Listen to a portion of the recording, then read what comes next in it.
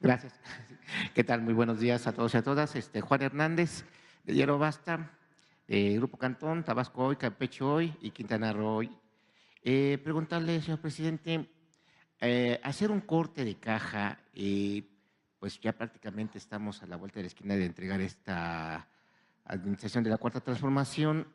Se puede decir que ha sido el gobierno que más litigios o más demandas ha tenido por parte de lo que ha sido un bloque opositor, tanto en el terreno económico como en el terreno político, en contra de su administración. Ahí tenemos que aún ya prácticamente está terminado el Tren Maya, siguen interponiendo demandas, siguen interponiendo amparos, hay jueces que se lo siguen otorgando. También estamos viendo que usted, desde que inició su administración, una de sus promesas de campaña fue el combate a la corrupción, y esa corrupción iba ligada precisamente a lo que era la evasión fiscal. Apenas el día de ayer, el Pleno del Tribunal Federal de Justicia Administrativa pues confirmó la resolución del sistema del SAT, que imponía a la exdirigente de la CENTE, el Baster Gordillo, el pago de un crédito fiscal de 21 millones de pesos. Todo esto, pues precisamente de cuestiones de evasión fiscal. Hay otras situaciones de otros personajes, otros empresarios que pues todavía se siguen negando a cumplir con sus obligaciones. Y la pregunta va encaminada precisamente a que se nos puede hacer un corte de caja sobre todos estos pues litigios que desde el inicio de su administración le fueron poniendo, le fueron frenando, y que pese a todo esto, pues está entregando buenas cuentas en lo que es en la cuestión económica, está entregando buenas cuentas en la cuestión de programas sociales. También recuerdo su planteamiento en campaña, que uno de los principales sangrías económicas era la corrupción, y que precisamente con el combate a la corrupción era como si iba a poder obtener este dinero de los programas sociales. Ahí están los resultados. Sí, combatiendo la corrupción se obtuvieron los recursos y se siguen obteniendo recursos, pero todavía falta más precisamente porque hay jueces y magistrados que todavía siguen siendo pues cómplices de esta corrupción, se puede decir. Sería mi primer planteamiento. Bueno, yo pienso que se ha avanzado bastante y creo que fue un acierto el poner los reflectores, lamparear el problema, grave problema de la corrupción, porque hay muchos grandes y graves problemas nacionales, pero el principal problema de México era la corrupción. Entonces, de manera deliberada, no se atendía, no se enfrentaba. Se llegó a decir que era parte de la cultura del pueblo de México.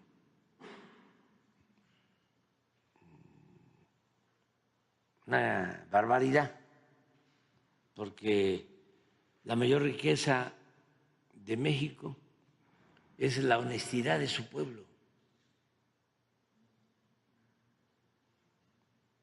Y al mismo tiempo el principal problema era la corrupción en las élites, no en el pueblo.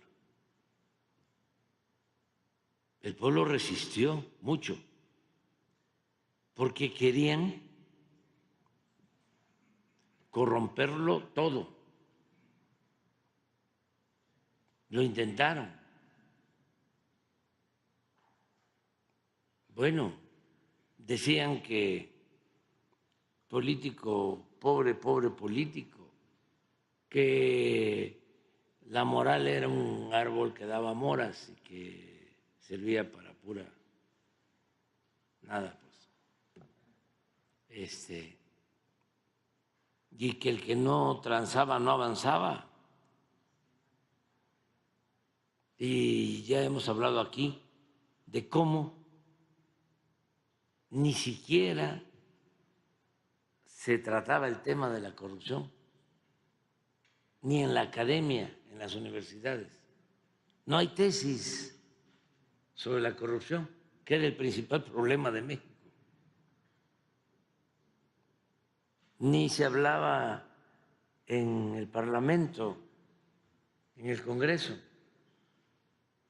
ni se hablaba en el Poder Judicial y tampoco en el Ejecutivo. Y nada dañó más a México que la deshonestidad de los gobernantes. Eso fue lo que dio al traste con todo. Esa fue la causa principal de la desigualdad social y de la desigualdad económica. Y por la corrupción se agravó el problema de la pobreza, de la violencia, y no se atendía. No estaba en la agenda. La agenda que se aplicaba en México, sobre todo en el periodo neoliberal, era lo que nos ordenaban desde los organismos financieros internacionales, las llamadas reformas estructurales. Pero no estaba en la agenda combatir la corrupción. Estaba en la agenda la privatización de la industria eléctrica, estaba en la agenda la llamada reforma fiscal, la llamada reforma educativa, el congelamiento de los salarios para los trabajadores. Eso es lo que estaba en la agenda. Lo que proponía el Fondo Monetario Internacional, el Banco Mundial, a todos los países, porque además era la misma receta. No teníamos un plan de desarrollo apegado a nuestra realidad, sino primero fueron las llamadas cartas de intención y luego las reformas estructurales. Entonces, nosotros pusimos el énfasis en combatir la corrupción. Y no solo por razones de índole moral, que es importantísimo. Imagínense un gobierno corrupto, pues no tiene autoridad para nada. Y es sujeto, es presa fácil para el chantaje, para que lo sometan desde el extranjero. Pero no solo es lo moral, la fortaleza política que da un gobierno honesto, sino lo que se ahorra, porque la corrupción hay que combatirla no solo por razones de índole moral, sino porque es mucho lo que se va por el caño de la corrupción, lo que se iba por el caño de la corrupción. Todavía hay quienes dicen, ayer he estado yo medio escuchando a un señor Fonseca diciendo, no, pues es muy fácil, reparte dinero. Sí, es eso, es distribuir la riqueza, distribuir el ingreso, distribuir el presupuesto, eso es. ¿Sí? Para a ver si les sirve a ellos la lección. Porque él dice, no, pues se reparte el dinero y se tiene al pueblo. Pues claro, así de sencillo. ¿Pero qué hacían ellos? No repartían. Ellos se quedaban con todo el dinero del pueblo, se robaban el dinero del pueblo. Era una minoría la que se beneficiaba y tenía a periodistas, a medios de comunicación a su servicio, que recibían también beneficios por la corrupción, y así controlaban, así dominaban. Entonces, cuando ya no hay esa corrupción y el ingreso, las riquezas de México, que son el fruto del trabajo de todos, el presupuesto se distribuye con justicia, alcanza a todos, pues entonces se ve que la corrupción es pues no una pandemia, sino, como lo he dicho en otras ocasiones, una peste. Eso era lo que impedía que el país avanzara. Entonces, se termina con la corrupción en el Ejecutivo, de arriba para abajo, se barre la corrupción, no se permite ni arriba ni abajo. Por ejemplo, ¿qué no era corrupción? El que las empresas más grandes de México, los bancos más importantes, no pagaran impuestos. Miles de millones de pesos condonados, mientras un campesino, un obrero, un comerciante, cualquier persona, un profesional, tenía que pagar impuestos. Y los de arriba no. Con donaciones a empresas, antes de que llegáramos, hasta de 25,000 millones de pesos al año en impuestos. Bueno, 25,000 millones es el sistema de Internet para todos. Es el acceso al Internet para todos. Y no hace falta endeudar al país, ni aumentar impuestos, ni que haya o se decreten gasolinazos, porque era mucho. Yo me acuerdo de don Serafín Fernández, un paisano mío, anciano y afinado, que cuando empezamos en la lucha, él era de Cárdenas, decía: Tabasco tiene todo.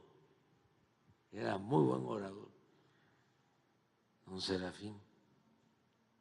Hay de todo, pero se lo clavan todo. Pues así era. México tiene todo, hay de todo, pero se lo clavaban todo. Entonces, claro que hay resistencias, pues no es fácil que se sientan expulsados del paraíso.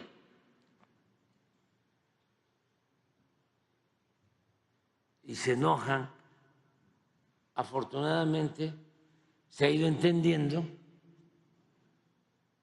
de que se pueden hacer negocios lícitos con ganancias razonables y no vivir del chantaje, del tráfico de influencias, del saqueo, del robo.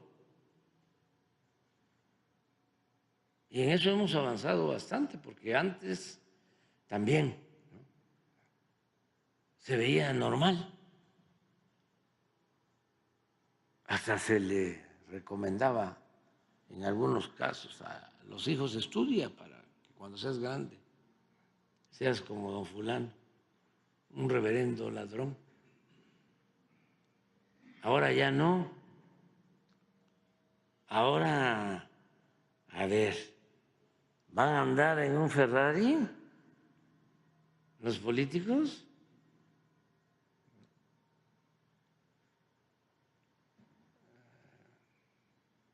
Ya tienen que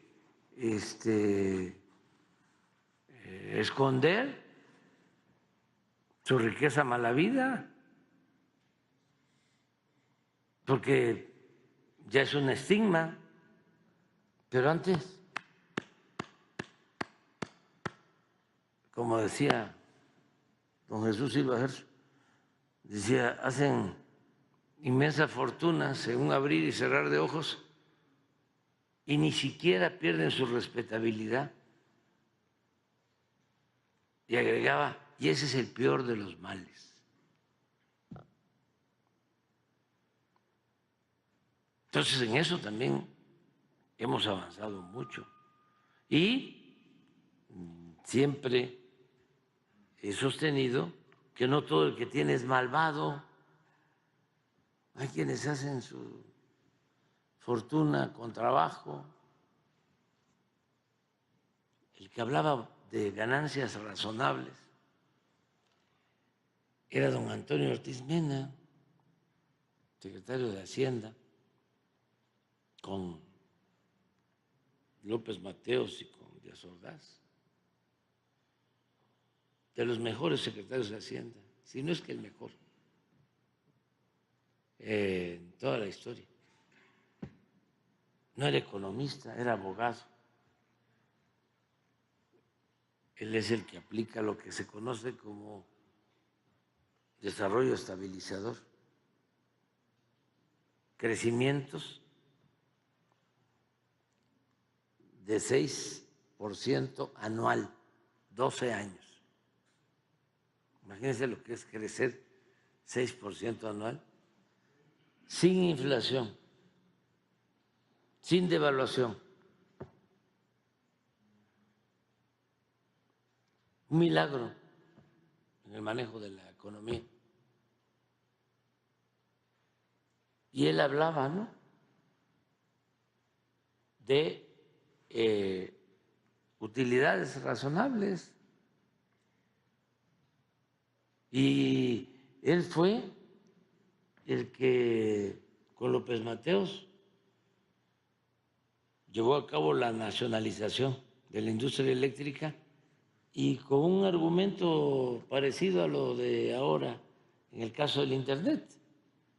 Le dijo a los empresarios de la industria eléctrica: ustedes no van a ir a electrificar los pueblos porque no les va a resultar, van a considerar que no es rentable, pero el Estado tiene que prestar ese servicio. Entonces, por eso se nacionalizó la industria eléctrica en 1960. Y a partir de ahí se empezaron a electrificar los pueblos. Y ahora, hasta los pueblos más apartados hay energía eléctrica. Por eso es reprobable, ¿no?, lo que querían llevar a cabo, y avanzaron. Más que afortunadamente el pueblo los detuvo, pero querían privatizar otra vez la industria eléctrica, dar marcha atrás a lo que se había logrado. Pues es lo mismo del Internet. ¿Dónde hay Internet? Pues en las ciudades donde la gente tiene recursos para pagar. ¿Dónde no hay Internet? Pues en las comunidades marginadas. ¿Cuándo van a ir las empresas de Internet privadas, particulares, a las rancherías, a las comunidades, a los ejidos? Nunca. ¿Quién tiene que hacerlo? El Estado. Porque su propósito no es la ganancia, no es el lucro, sino ofrecer un servicio. Imagínense la importancia que tiene en el desarrollo el Internet, la telefonía celular. No es posible que no haya cobertura de telefonía celular en todo el país, que tenga la gente que estarse subiendo a las lomas, a los cerros, para conseguir la señal y poder hablar. Y también esto no es México, es el mundo. Nos hablan del avance tecnológico, sí, pero no hay satélites que puedan iluminar todo un país para tener comunicación. No, no existe eso tecnológicamente. Nos ha costado muchísimo trabajo el poder comunicar al país con Internet. Claro, para todo lo bélico, si la tecnología es de punta, porque pues eso implica mucho dinero, mucho negocio, aunque sea con la guerra, con lo irracional, con la pérdida de vidas de millones de personas. Para eso la tecnología, ¿no? No para la comunicación entre los seres humanos y para el desarrollo y el bienestar. Poco a poco tienen que ir cambiando las cosas. Hay mucho todavía que hacer.